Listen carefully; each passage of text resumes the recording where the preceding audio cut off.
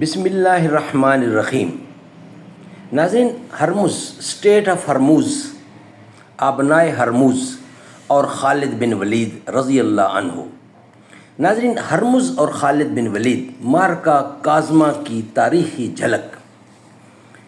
اسلامی فتوحات کے ابتدائی دور میں عراق کی سرزمین پر ایک اہم معرکہ پیش آیا جسے تاریخ میں زنجیروں کی جنگ یا جنگ کاظمہ ذات السلاسل کے نام سے یاد کیا جاتا ہے۔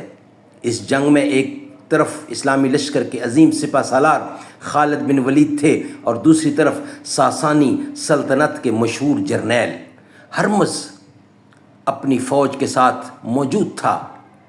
ہرمز، آبنائے ہرمز۔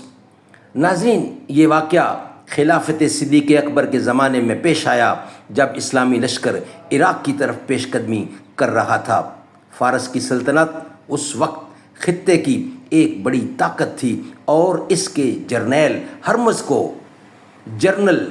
کو ایک تجربہ کار اور سخت گیر سپہ سالار سمجھا جاتا تھا۔ اسی وجہ سے اسے مسلمانوں کے مقابلے کے لیے بھیجا گیا۔ ہرمز کا چیلنج۔ تاریخی روایات کے مطابق جب دونوں لشکر آمنے سامنے آئے تو فارسی جنرل ہرمز نے اسلامی لشکر کے کمانڈر خالد بن ولید کو مبارزہ یعنی تنہا مقابلے کی دعوت دی۔ عرب جنگی روایات کے مطابق یہ ایک عام طریقہ تھا کہ جنگ شروع ہونے سے پہلے دونوں فوجوں کے بڑے سپہ سالار آمنے سامنے مقابلہ کرتے تھے۔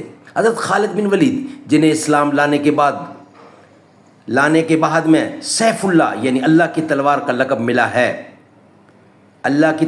لقب ملا، نے یہ چیلنج قبول کر لیا۔ دونوں سپہ سالار میدان میں اترے اور سخت مقابلہ شروع ہوا۔